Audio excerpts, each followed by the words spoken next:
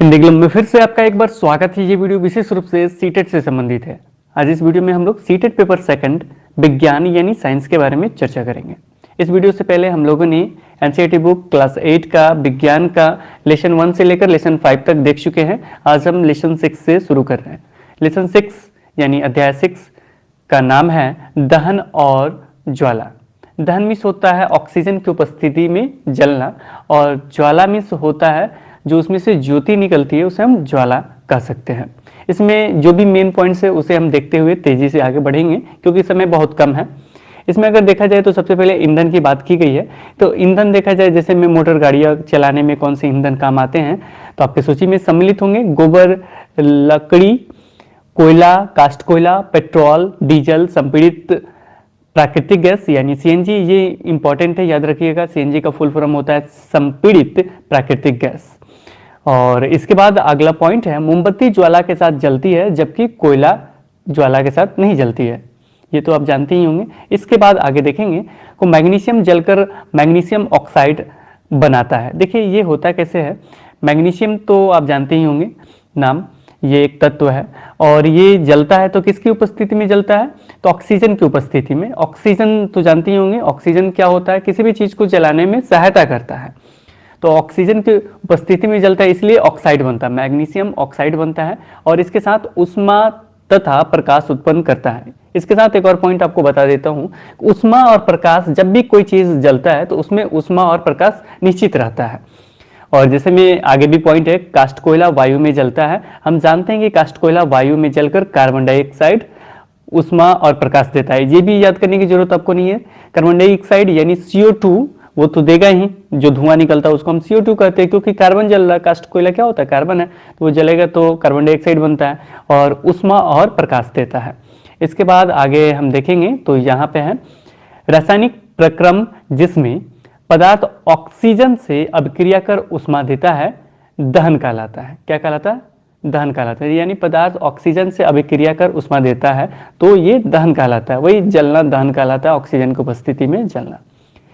जिस पदार्थ का दहन होता है वह दाह कहलाता है। जिस पदार्थ का दहन होता है वो क्या कहलाता है, दाह कहलाता है। इसको याद रखिएगा, दाह किसको कहते हैं।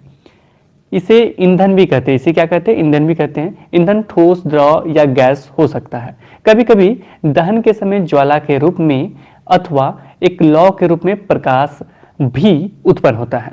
और इसका एग्जाम्पल देखेंगे तो मैग्नीशियम और कास्ट कोयला दाह पदार्थ है। इसके बाद आगे चला जाए तो अगला नेक्स्ट पॉइंट है यहाँ पे, सूर्य से उष्मा और प्रकाश नाभिकीय अभिक्रियाओं द्वारा उत्पन्न होते हैं। सूर्य में जो उष्मा और प्रकाश होते हैं वो नाभिकीय अभिक्रियाओं द्वारा उत्पन्न होते हैं।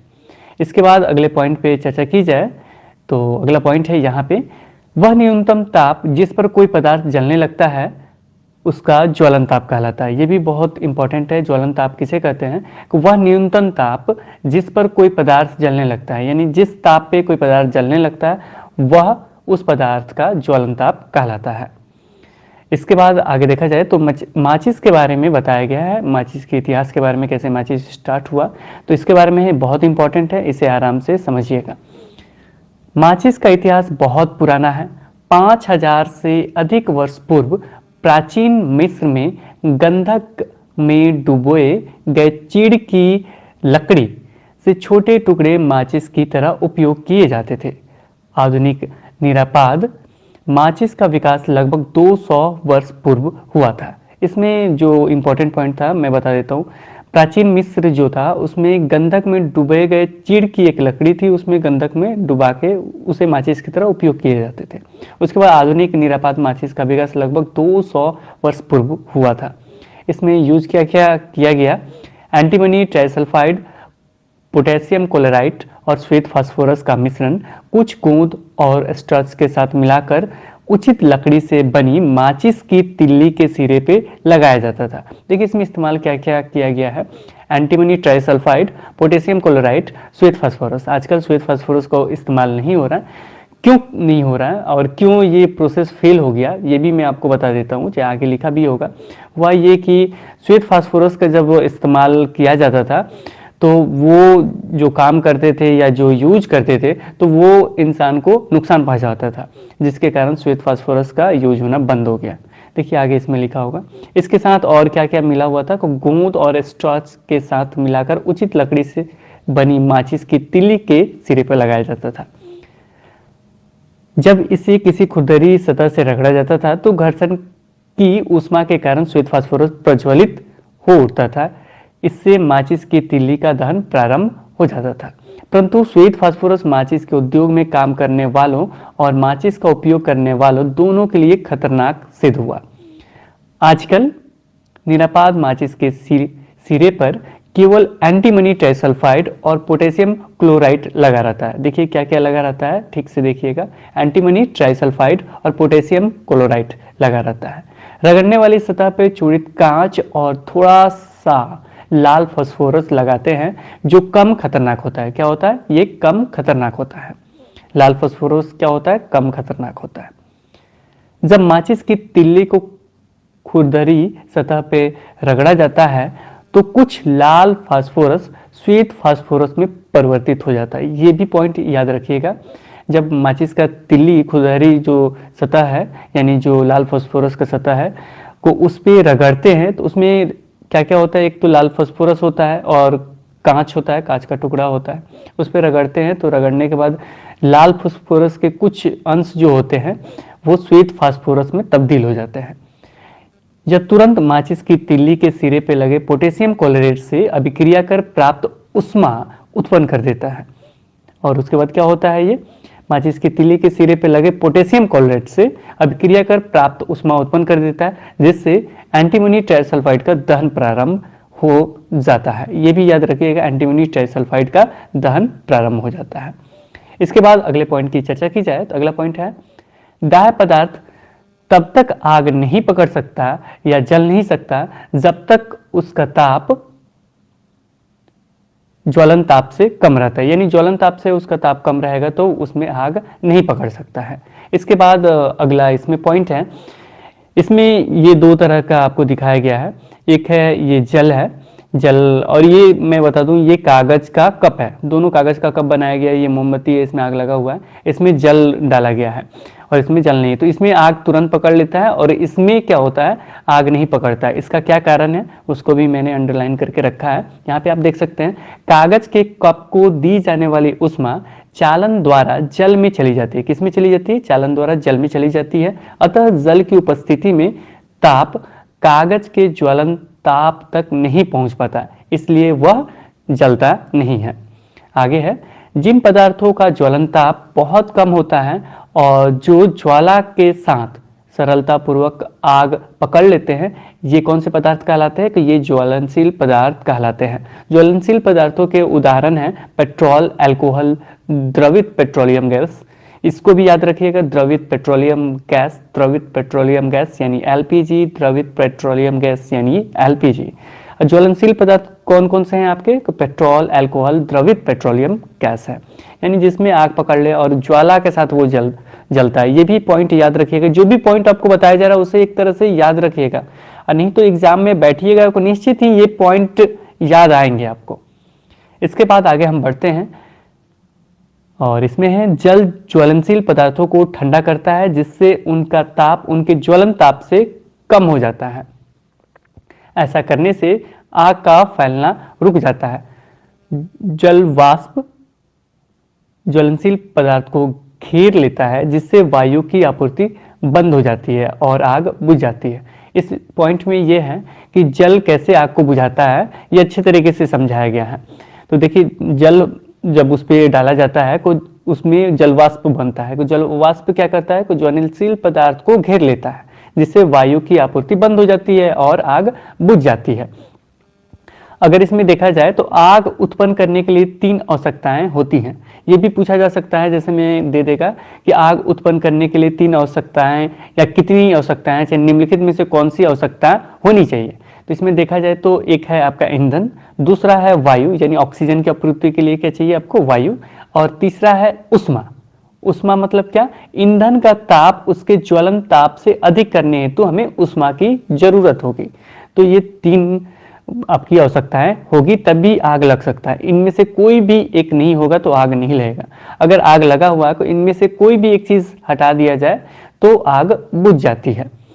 इसके बाद आगे चलते हैं तो इसमें है जल सबसे अधिक प्रचलित अग्निशामक है, परंतु जल तभी कार्य कर पाता है जब लकड़ी और कागज जैसी वस्तुओं में आग लगी हो। लेकिन कभी विद्युत में आग लग जाए, कभी ऐसा हो कि शॉर्ट सर्किट हो जाए, तब क्या होगा उसको बुझाने के लिए, जैसे में तेल का भी चर्चा कर लेते हैं। तेल और पेट्रोल में लगी आग बुझाने हेतु भी जल का उपयोग उचित नहीं होता, तो कैसे इसे दूर कर सकते हैं। अतः यह तेल के नीचे चला जाता है। यानी होता क्यों है, ऐसा क्यों होता है कि पानी से ये नहीं बुझता है, तो ये तेल के नीचे पानी चला जाता है, तेल हल्का होता है, को पानी के ऊपर ये तैरने लगता है, तो ऊपर क्या होगा, तेल ऊपर जलता रहता है और पानी नीचे रहेगा तो बुझता ही नहीं है। विद्युत उपकरण जैसे पेट्रोल जैसे ज्वलनशील पदार्थों में लगी आग के लिए कार्बन डाइऑक्साइड यानी CO2 सबसे अच्छा अग्निशामक है। ऑक्सीजन से भरी होने के कारण CO2 आग को एक कंबल की तरह लपेट लेती है। इससे ईंधन का ऑक्सीजन के बीच संपर्क टूट जाता है, अतः आग पर नियंत्रण हो जाता है। CO2 का अतिरिक्त लाभ यह है कि सामान्यतः या विद्युत उपकरणों को कोई हानि नहीं पहुंचाती है। तो अगर बात की जाए CO2 को, CO2 कैसे आग को बुझाता है, ये को ऑक्सीजन से भारी होने का कारण, ये ऑक्सीजन से CO2 आपका भारी होता है। CO2 मतलब कार्बन डाइऑक्साइड भारी होता है, को आग को एक कंबल की तरह लपेट लेती है। इससे ईंधन और ऑक्सीजन के बीच क्या होता है, संपर्क टूट जाता है, अतः आग पर नियंत्रण हो जाता है। CO2 का अतिरिक्त लाभ यह है कि सामान्यतः यह विद्युत उपकरणों को कोई हानि नहीं पहुंचाती। इसके बाद अगला पॉइंट है, इसमें हमें कार्बन डाइऑक्साइड की आपूर्ति कहां से होती है, तो इसके दो उपाय हैं। पहला उपाय इसमें देखा जाए तो है उच्च दाब पर यह द्रव के रूप में सिलेंडरों में भरी जा सकती है। LPG किस रूप में सिलेंडरों में रखी जाती है, सिलेंडरों से छोड़े जाने पर CO2 बहुत अधिक फैलती है और ठंडी हो जाती है, अतः यह न केवल आगों को चारों ओर से घेर लेती है बल्कि ईंधन के ताप को भी नीचे ले जाती है। इसलिए यह अति उत्तम अग्निशामक है। CO2 प्राप्त करने का दूसरा तरीका सोडियम बाइकार्बोनेट यानी बेकिंग सोडा या पोटेशियम बाइकार्बोनेट जैसे रसायनों के पाउडर का भारी मात्रा में छिड़काव है। आग के निकट इन पदार्थों से बहुत सी कार्बन डाइऑक्साइड गैस निकलती है जो आग को बुझा देती है। यहाँ पे दो शब्द यूज किया गया है, दो नाम। एक है आपका सोडियम बाइकार्बोनेट यानी बेकिंग सोडा, दूसरा है पोटेशियम बाइकार्बोनेट। यहाँ पे सोडियम और पोटेशियम मैं याद करवा देता हूँ आपको कैसे, ये दोनों को बाइकार्बोनेट तो आप याद ही कर लीजिए कि बाइकार्बोनेट होता है, को यहाँ पे सोडियम और पोटेशियम कैसे याद करेंगे। देखिए सोडियम और पोटेशियम के बारे में हमने पिछले अध्याय में भी चर्चा किया था।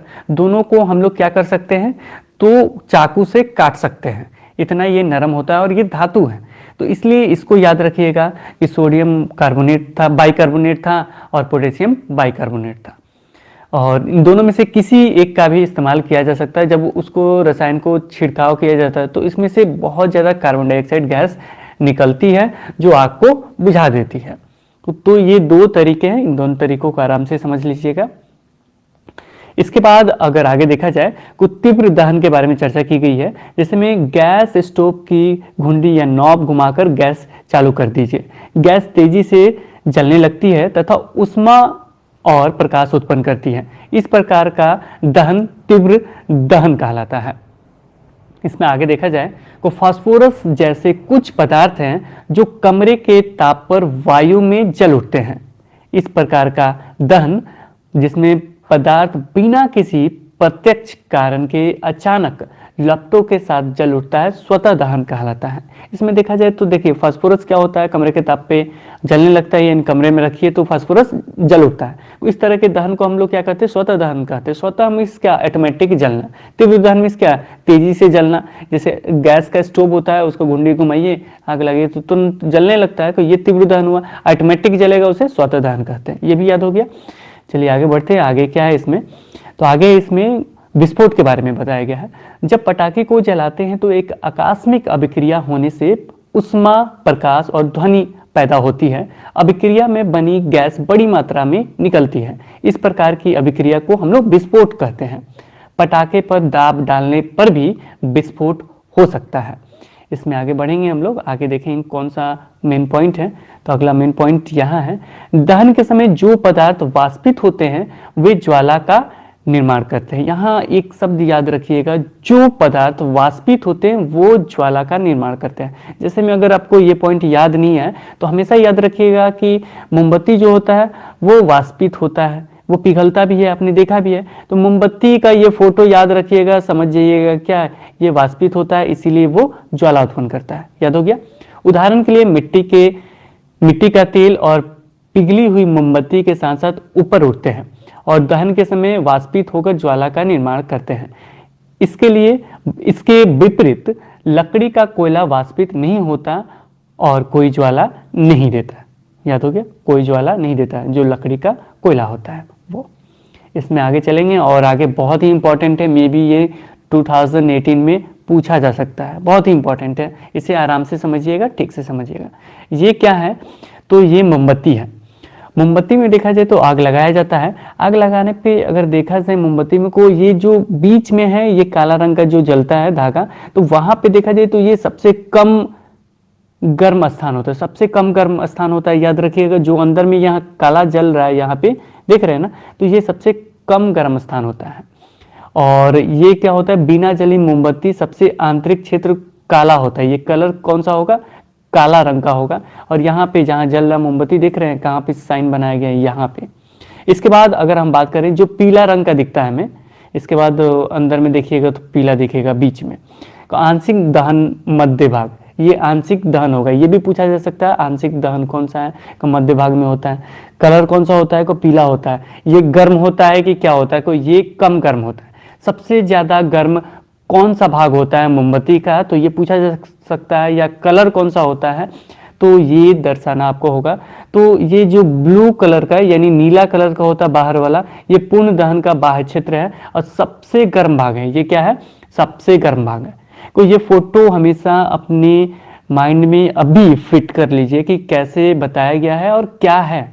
इस तरह के पिक्चर आपको देखने होंगे सीटेट के लिए, यानी अगर आप एनसीईआरटी बुक नहीं पढ़े तो इस तरह के जितने भी पिक्चर हैं सारे पिक्चर देख लीजिए। वैसे मैं कोशिश कर रहा हूं कि मैं आपका चैप्टर जल्दी जल्दी खत्म कर दूं। इसके बाद आगे हम देखते हैं, तो अगला पॉइंट यहाँ है, अच्छा ईंधन वह है जो सहज उपलब्ध हो जाता है, यह सस्ता होता है और वायु में सामान्य दर से सुगमता पूर्वक जलता है।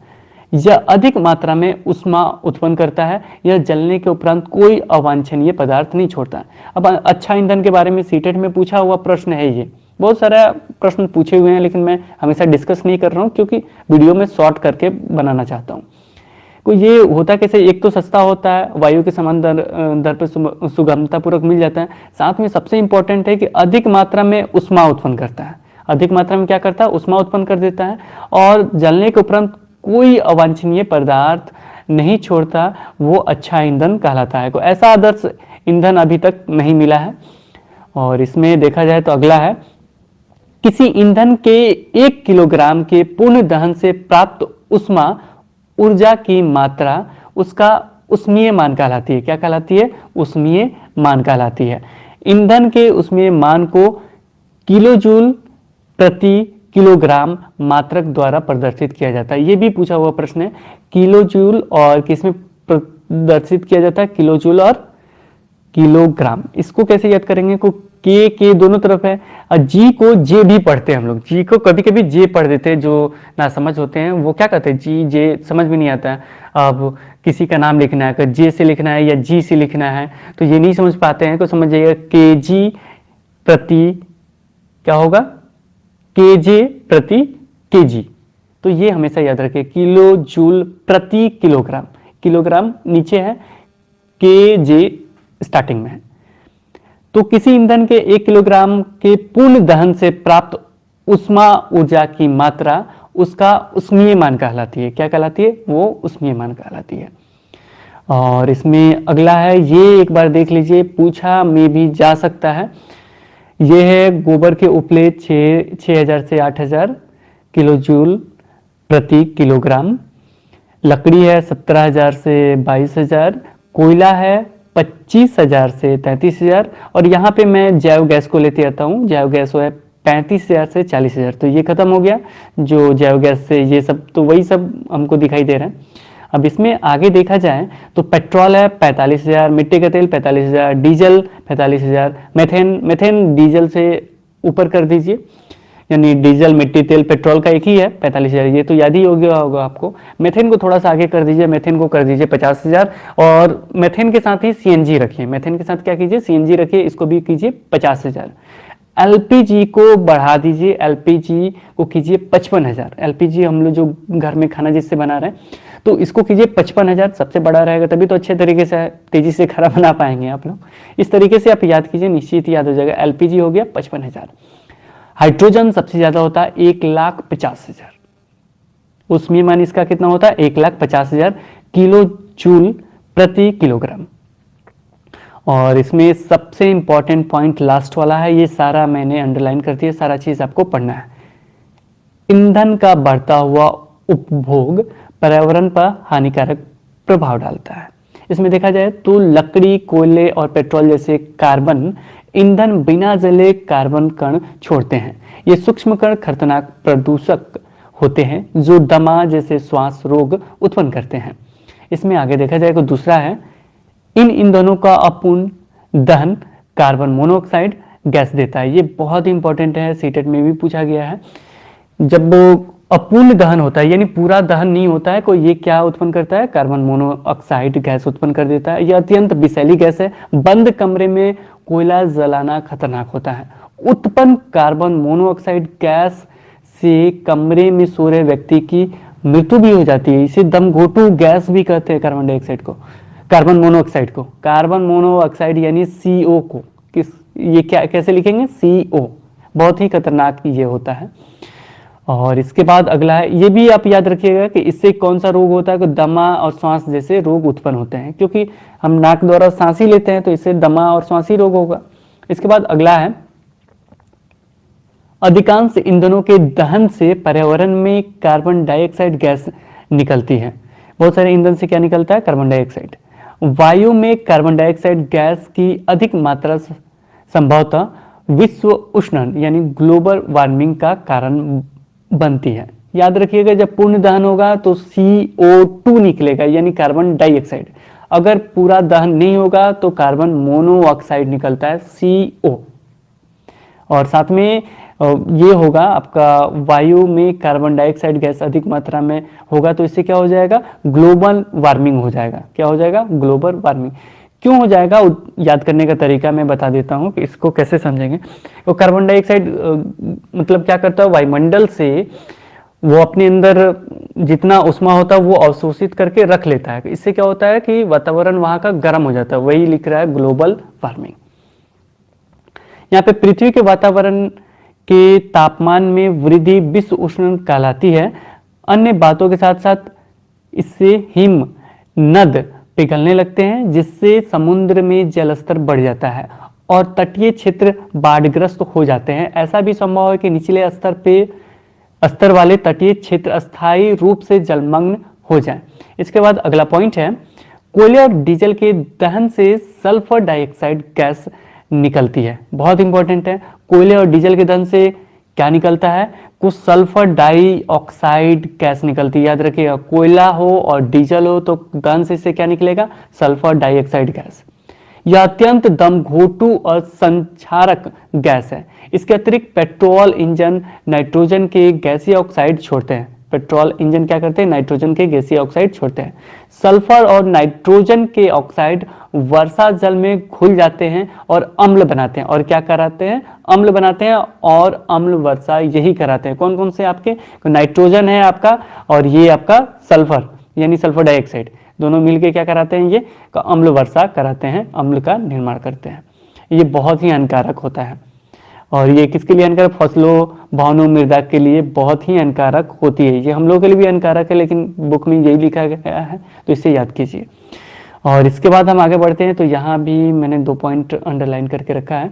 दहन विभिन्न प्रकार के हैं, जैसे तीव्र दहन, स्वतः दहन और विस्फोट, ये तीनों हमने पढ़ा है।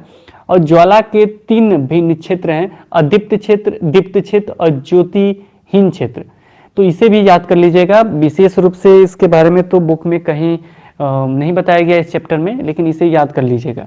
अदीप्त क्षेत्र, दीप्त क्षेत्र और ज्योतिहीन क्षेत्र, ये तीनों क्षेत्र जरूर याद रखिएगा। ईंधन के अपूर्ण दहन से विषैली कार्बन मोनोऑक्साइड गैस बनती है। इसके बाद कोयले के बारे में है। कोयला, डीजल और पेट्रोल के दहन से उत्पन्न सल्फर और नाइट्रोजन के ऑक्साइड अम्ल वर्षा उत्पन्न करते हैं, जो फसलों, भवनों और मृदा के लिए हानिकारक होती है। ये भी इंपॉर्टेंट पॉइंट है। अब इसके बाद हम लोग क्या करेंगे, क्वेश्चन आंसर बना लेते हैं। पहला है आपका ये पहला छोड़ देते हैं, रिक्त स्थानों की पूर्ति कीजिए। ये बनाना जरूरी है ताकि आपको समझ में आए। लकड़ी और कोयला जलने से वायु का क्या होता है, प्रदूषण होता है। घरों में काम आने वाला एक ईंधन, द्रव ईंधन क्या है, एलपीजी है। याद रखिएगा यहाँ पे क्या लिखा गया है, तो द्रव ईंधन लिखा गया है। द्रव ईंधन क्या है, एलपीजी है। जलना प्रारंभ होने से पहले ईंधन को उसके डैश डैश तक गर्म करना आवश्यक है। तो इसका क्या होगा आंसर, आपको अभी मैंने बताया, ज्वलनता। जलना प्रारंभ होने से पहले ईंधन को उसके ज्वलन ताप तक गर्म करना आवश्यक है। इसके बाद अगला है घ, तेल द्वारा उत्पन्न आग को पानी द्वारा नियंत्रित नहीं किया जा सकता। किसके द्वारा नियंत्रित नहीं किया जा सकता, तो पानी के द्वारा इसे नियंत्रित नहीं किया जा सकता। तो इसे भी याद रखिएगा। अगर पूछा जाए कि इसको किससे नियंत्रित किया जा सकता है, तो आपको CO2 से नियंत्रित इसे किया जा सकता है। और इसमें और विशेष कुछ नहीं दिख रहा हमको। तो इस चैप्टर में बस इतना ही, फिर हम देखेंगे नेक्स्ट चैप्टर। अध्याय 7 यानी लेसन 7, पौधे एवं जंतुओं का संरक्षण। पौधों एवं जंतुओं का संरक्षण यानी उसका रक्षा करना, उसे रखना बहुत जरूरी है। जैसे में देखा जाए कि अभी क्या हो रहा है करंट में कि पौधों को काटा जा रहा है, वहाँ पे घर बन रहे हैं, वहाँ पे फैक्ट्रियाँ लग रही हैं, तो इससे बहुत ज़्यादा नुकसान है। क्योंकि हम सांस में क्या लेते हैं, तो ऑक्सीजन लेते हैं, तो इसलिए उनका संरक्षण बहुत जरूरी है। ऐसे ही देखा जाए तो जंतु भी अभी समाप्त हो रहे हैं। जैसे बाघ को ही ले लीजिए, वो क्या हो रहे हैं, अब नहीं मिल रहे देखने को, और वैसे भी पेड़ पौधे नहीं रहेंगे तो जंतु कैसे मिलेंगे जो जंगलों में रहते हैं। तो इस चैप्टर में इसी के बारे में बताया गया, उनके संरक्षण के बारे में बताया गया। इसमें चलते हैं, मेन पॉइंट्स देखते हैं। तो वनों उन्मूलन का अर्थ है वनों को समाप्त करने पर प्राप्त भूमि का अन्य कार्यों में उपयोग करना।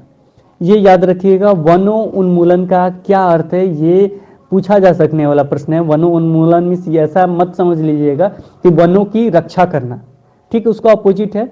वनों उन्मूलन का अर्थ है वनों को समाप्त करने पर प्राप्त भूमि का अन्य कार्यों में उपयोग करना।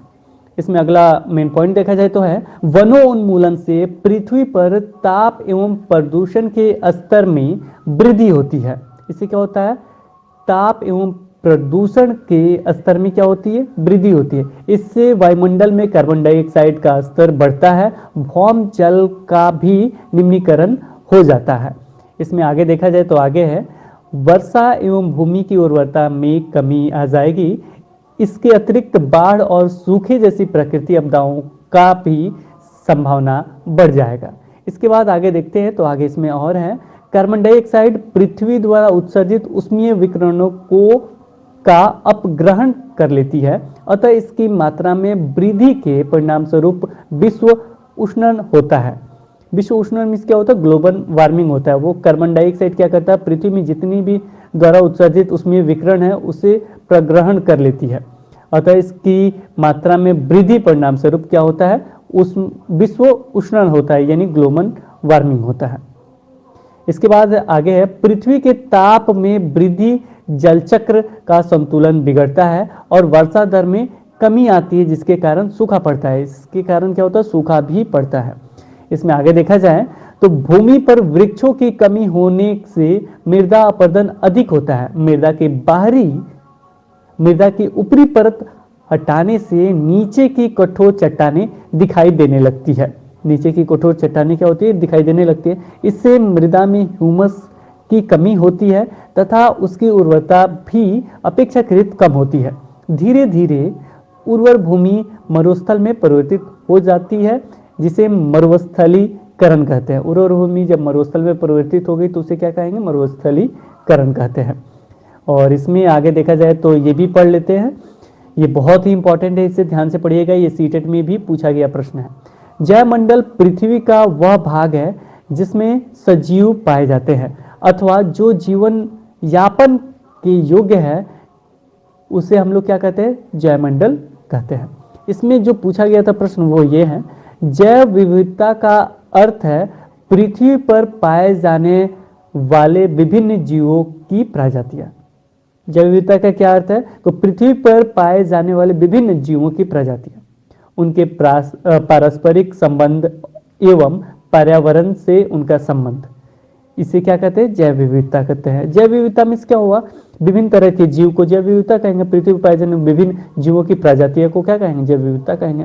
अब उनके पारस्परिक संबंध और पर्यावरण से उनका संबंध, ये हो गया। अब इसमें आगे है वन्य जंतु अभ्यारण्य, राष्ट्रीय उद्यान, जयमंडल, संरक्षित क्षेत्र इत्यादि पौधों और जंतुओं के लिए सुरक्षित एवं संरक्षित क्षेत्र है। और इसमें आगे पॉइंट है वनस्पति जात और प्राणी जात, इसके बारे में आगे चर्चा किया गया है कि दोनों क्या है, और उनके आवासों के संरक्षण हेतु संरक्षित क्षेत्र चिन्हित किए गए हैं जिन्हें अभ्यारण्य, राष्ट्रीय उद्यान और जयमंडल आरक्षित क्षेत्र कहते हैं। वृक्षारोपण, कृषि, चारागाह, वृक्षों की कटाई, शिकार, खाल प्राप्त करने हेतु शिकार इन क्षेत्रों में निषिद्ध है, मतलब ये सब काम आप वहां पे नहीं कर सकते हैं। इसमें देखा जाए तो अभ्यारण्य किसे कहते हैं, राष्ट्रीय उद्यान किसे कहते हैं, जयमंडल आरक्षित क्षेत्र किसे कहते हैं, उसके बारे में अभ्यारण्य देखते हैं पहले। वह क्षेत्र जहां जंतु एवं उनके आवास किसी भी प्रकार के विक्षोभ से सुरक्षित है। क्या क्या, जंतु एवं उनके आवास किसी भी प्रकार के विक्षोभ से सुरक्षित रहते हैं, उसे अभ्यारण्य कहते हैं। राष्ट्रीय उद्यान वन्य जंतुओं के लिए आरक्षित क्षेत्र जहां वह स्वतंत्र या निर्बाध रूप से आवास एवं प्राकृतिक संसाधनों का उपयोग कर सकते हैं। प्राकृतिक संसाधनों का क्या कर सकते हैं, वो उपयोग वहां कर सकते हैं स्वतंत्र रूप से। और यहाँ पे है जयमंडल आरक्षित क्षेत्र, वन्य जीवन, पौधों और जंतु संसाधनों और उस क्षेत्र के आदिवासियों के पारंपरिक ढंग से जीवन यापन हेतु विशाल संरक्षित क्षेत्र को जैव मंडल आरक्षित क्षेत्र कहते हैं। जैव मंडल यानी पूरा एक मंडल, यानी वहां आदिवासी भी अपने पारंपरिक ढंग से वहां जीवन यापन कर सकते हैं, इसे कहते हैं जैव मंडल आरक्षित क्षेत्र। तो ये तीनों है, तीनों एक बार फिर से देख लीजिएगा और इसे एक तरह से याद कर लीजिएगा। और इसमें आगे बढ़ते हैं तो अगला पॉइंट है यहाँ पे, किसी जयमंडल आरक्षित क्षेत्र के अंतर्गत अन्य संरक्षित क्षेत्र भी हो सकते हैं। जैसे में देखा जाए तो पंचमढ़ी जयमंडल आरक्षित क्षेत्र में सतपुड़ा नामक एक राष्ट्रीय उद्यान तथा बोरी एवं पचमढ़ी नामक 2 वन्य जंतु अभ्यारण्य आते हैं। तो ये भी याद कर लीजिएगा, मतलब ये कहना ये चाहते हैं कि जयमंडल आरक्षित क्षेत्र के अंतर्गत अन्य संरक्षित क्षेत्र भी हो सकते हैं। जैसे में देखा जाए तो पंचमढ़ी जयमंडल आरक्षित क्षेत्र में सतपुड़ा नामक एक राष्ट्रीय उद्यान भी है तथा इसके साथ ही 2 वन्य जंतु अभ्यारण्य है, कौन कौन, बोरी और पंचमढ़ी। और इसमें आगे देखा जाए तो अगला पॉइंट यहाँ है, हमने बोला था कि आपको वनस्पति जात और प्राणी जात के बारे में आगे लिखा है, वो किसी विशेष क्षेत्र में पाए जाने वाले पेड़ पौधों को उस क्षेत्र का वनस्पति जात कहते हैं। वनस्पति मतलब पेड़ पौधा एवं जीव जंतु को प्राणी जात कहलाते हैं, विशेष क्षेत्र में पाए जाने वाले। तो इसमें देखा जाए तो उदाहरण में देखा जाए तो वनस्पति क्षेत्र में क्या होगा, तो साल, सागौन, आम, जामुन, सिल्वर, फन, अर्जुन इत्यादि वनस्पति जाते हैं तथा चिकारा, नीलगाय, बाकिंग, हिरन, चीतल, तेंदुआ, जंगली कुत्ता, भेड़िया इत्यादि पंचमढ़ी जयमंडल आरक्षित क्षेत्र के प्राणी जात हैं। तो इसे भी एक बार देख लीजिएगा। और इसमें आगे है पौधों एवं जंतुओं की वह स्पीसीज जो किसी विशेष क्षेत्र में विशिष्ट रूप में पाई जाती है उसे विशेष क्षेत्रीय स्पीसीज कहते हैं। याद रखिएगा इसको, पौधे एवं जंतुओं के वह स्पीसीज जो किसी विशेष क्षेत्र में विशिष्ट रूप में पाई जाती है। विशिष्ट, 2 बार विशेष का प्रयोग हुआ, एक बार विशेष और दूसरा विशिष्ट रूप में पाई जाती है, उसे विशेष क्षेत्रीय स्पीसीज कहते हैं। ये भी सीटेट में पूछा हुआ प्रश्न है। और इसमें आगे देखते हैं, स्पीसीज सजीवों की समष्टि का एक वह समूह है जो एक दूसरे से अंतर जनन करने में सक्षम होते हैं। इसका अर्थ है एक जाति के सदस्य केवल अपनी जाति के सदस्यों के साथ अन्य जाति के सदस्यों को छोड़कर जननक्षम संतान उत्पन्न कर सकते हैं। एक जाति के सदस्यों में सामान्य लक्षण पाए जाते हैं। ये उतना इंपॉर्टेंट नहीं लग रहा है, लेकिन इसे भी ध्यान में रखिएगा। इसके बाद आगे अगर हम लोग देखते हैं तो आगे में ये इंपॉर्टेंट है, कुछ महत्वपूर्ण संकटपन वन्य जंतु हैं। ये भी पूछा गया प्रश्न है, तो कौन कौन से हैं, उसमें 2-3 ही उदाहरण था। इसमें देख लेंगे, पूरा उदाहरण देख लेंगे आप लोग ठीक से। काले हिरन, श्वेत आंखों वाले हिरन, हाथी, सुनहरी बिल्ली, गुलाबी सिर वाली बत्तख, घड़ियाल, कच्छ मगरमच्छ, अजगर, गेंडा इत्यादि हमारे वन्य प्राणी अभयारण्यों में सुरक्षित एवं संरक्षित है। तो ये संकटपन वन्य जंतु है। काले हिरन, श्वेत आंखों वाले हिरन, हाथी, सुनहरी बिल्ली, गुलाबी सिर वाला बत्तख, घड़ियाल, कच्छ मगरमच्छ, अजगर, गेंडा इत्यादि हमारे वन्य प्राणी अभयारण्यों में सुरक्षित एवं संरक्षित हैं। इसमें आगे भारतीय अभयारण्यों में अनूठे दृश्य भूमि, बड़े समतल वन, पहाड़ी वन और बड़ी नदियों की डेल्टा की झाड़ी भूमि अथवा बुशलैंड है। और इसमें आगे नेक्स्ट पॉइंट है, इसे भी देख लेते हैं हम लोग। हमारी सरकार ने बाघों के संरक्षण हेतु प्रोजेक्ट टाइगर अथवा बाघ परियोजना लागू की है। ये बाघ से संबंधित है, तो याद कर लीजिएगा।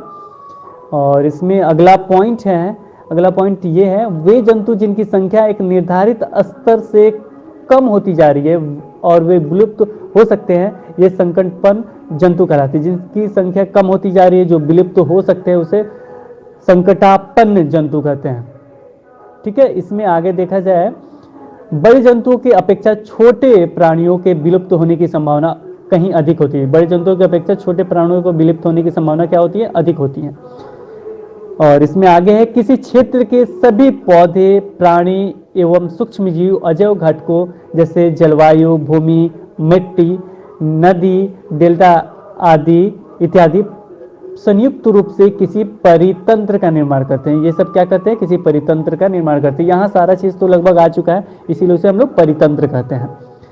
और इसमें देखा जाए, वह पुस्तक जिसमें सभी संकटपन स्पीसीज का रिकॉर्ड रखा जाता है, उसे हम लोग रेड डेटा पुस्तक कहते हैं।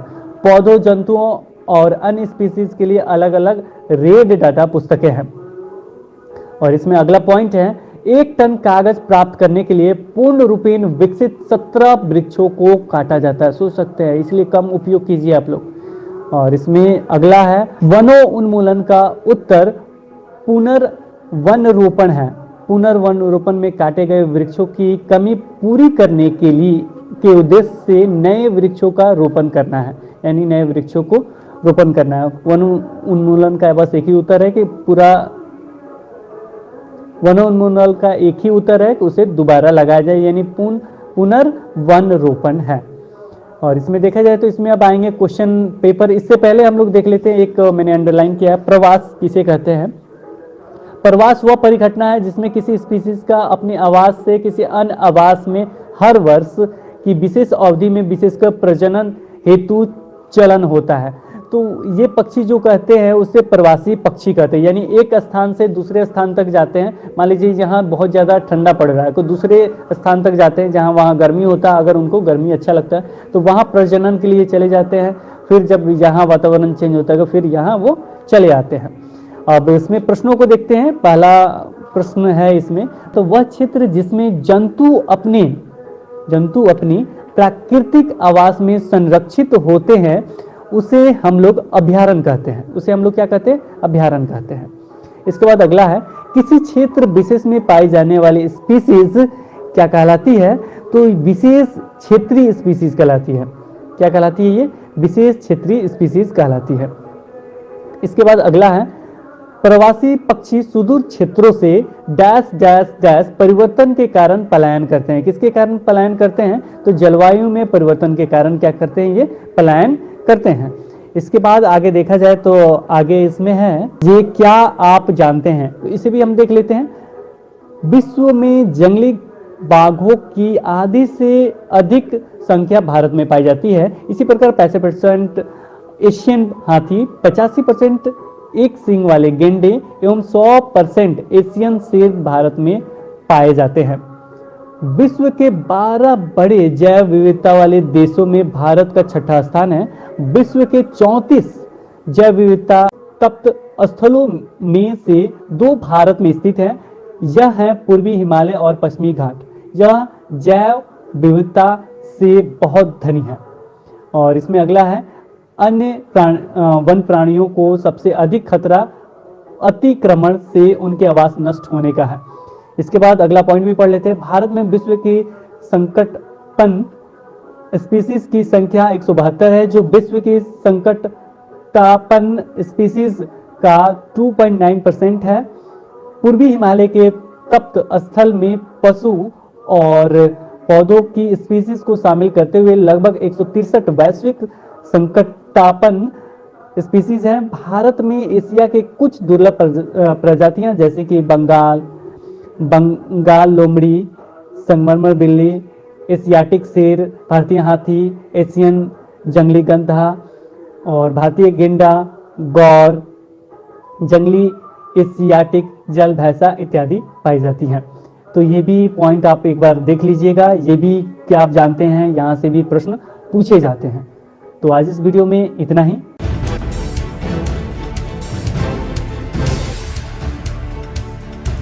सब्सक्राइब कीजिए हिंदी क्लब को, दबाइए इस बेल आइकॉन को ताकि हमारा वीडियो आपको मिले सबसे पहले। शेयर करें अपने दोस्तों के साथ ताकि वो भी इसका लाभ उठा सके।